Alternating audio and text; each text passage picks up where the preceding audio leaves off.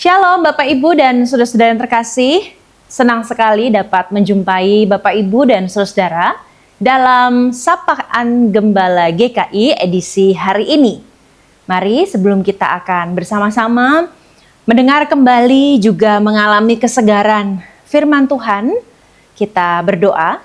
Dan hari ini bersama dengan saya, Pendeta Kesya Hestika Hayu Suranta dari GKI Coyudan Solo, kita akan bersama-sama mengagumi dan menikmati keindahan sabda Tuhan. Mari kita berdoa. Bapa yang maha baik, kami sungguh bersyukur untuk kesempatan hidup yang masih Bapa berikan kepada setiap kami hingga hari ini.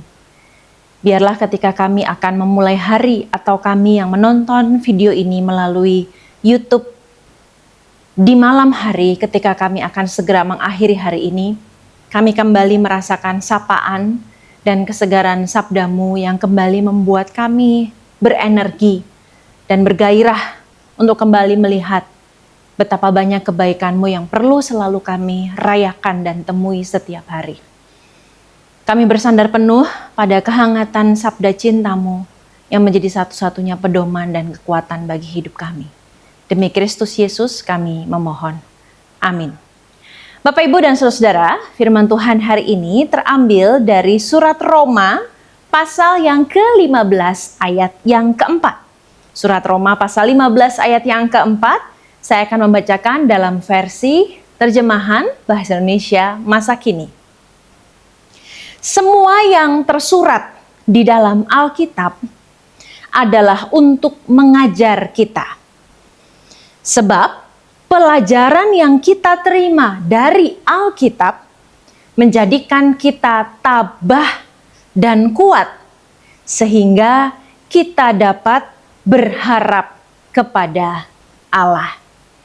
Bapak, Ibu, dan saudara yang terkasih dimanapun berada, kita hampir saja mengakhiri tahun 2025, bukan? Dengan perjalanan yang penuh dengan perjuangan, jatuh dan bangun, kita masih Tuhan izinkan untuk sampai hampir pada penghujung tahun ini. Kita sungguh menyadari bahwa mungkin saja bagi sebagian besar kita, tahun 2025 bukanlah tahun yang mudah. Ada begitu banyak hal yang tak terduga terjadi. Ada begitu banyak bencana alam yang membuat kita seakan pernah menyerah dengan keadaan. Bukan karena bencana itu sendiri, tetapi karena kita menyerah akibat ketamakan dan kerakusan manusia.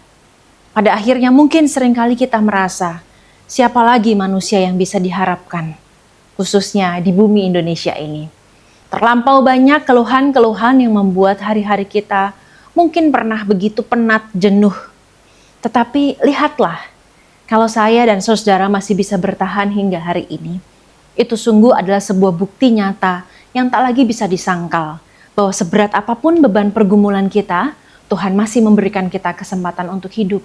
Dan kesempatan untuk hidup itu sungguh membuat kita yakin bahwa selalu ada yang baik di tengah-tengah hari yang penuh dengan perjuangan. Inilah sebetulnya yang diajarkan oleh Rasul Paulus kepada jemaat di Roma. Pada waktu itu yang mengalami begitu banyak dinamika. Entah itu dalam dinamika pengajaran dan juga dinamika dalam masalah-masalah personal. Tentang bagaimana mereka seharusnya menjadi orang-orang dewasa secara iman, juga orang-orang dewasa yang seharusnya belajar untuk memperlakukan manusia lain dalam keragaman kedewasaannya itu dengan baik. Dan Paulus mengingatkan kepada jemaat Roma bahwa sekalipun mereka adalah jemaat yang tergolong jemaat yang sungguh-sungguh tinggi dalam pendidikan teologi atau tinggi dalam pendidikan apapun, mereka sungguh harus tunduk dan takluk pada kebenaran Alkitab yang bukan mengajarkan mereka menjadi superpower atau superman atau superwoman yang bisa mengalahkan dan menyelesaikan segala sesuatu. Paulus mengajarkan mungkin saja ada masalah-masalah yang memang harus kita tanggung dan menjadi beban pergumulan kita yang memang belum selesai. Tetapi kalau kita sungguh belajar dewasa karena kita hidup melalui firman, maka ada dua kekuatan besar yang kita dapatkan, yaitu ketabahan dan kekuatan. Ketabahan dan kekuatan memang tidak menjamin bahwa hidup kita akan selalu tenang baik-baik saja. Tetapi kekuatan dan ketabahan yang bersumber dari pengalaman bersama hidup dengan firman akan membuat kita tahu dan percaya Bahwa di dalam ketabahan kita, di situ ada pengharapan. Bahwa dalam kekuatan kita yang jatuh bangun setiap hari, naik dan turun setiap hari, jatuh dan bangun lagi. Sungguh kita tahu disitulah sumber pengharapan kita. Pengharapan di masa-masa ini adalah satu hal yang sangat mahal dan bukanlah hal mudah untuk dilakukan. Kita tak lagi bisa berharap pada apapun dan pada siapapun, bukan? Dunia dengan semua carut-marutnya membuat kita belajar bahwa satu-satunya sumber pengharapan kita ya cuman Allah. Satu-satunya pribadi yang dapat kita gantungkan seluruh pengharapan kita yang memang belum terjadi hari ini, membuat kita kuat dan membuat kita tabah.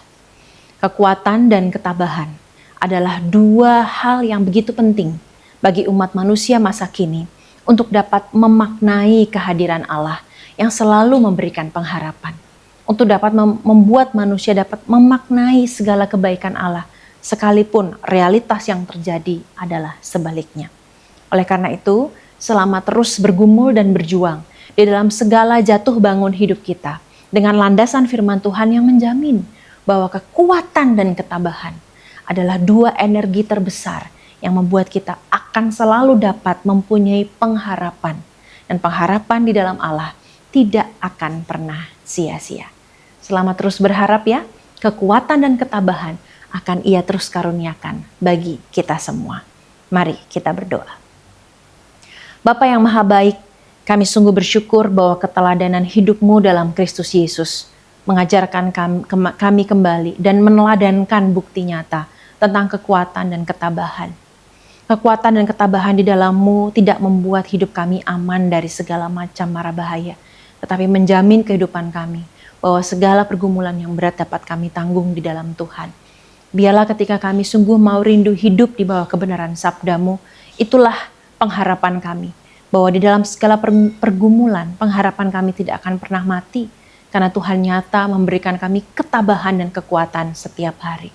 Terima kasih Bapa, demi Kristus Yesus kami memohon. Amin.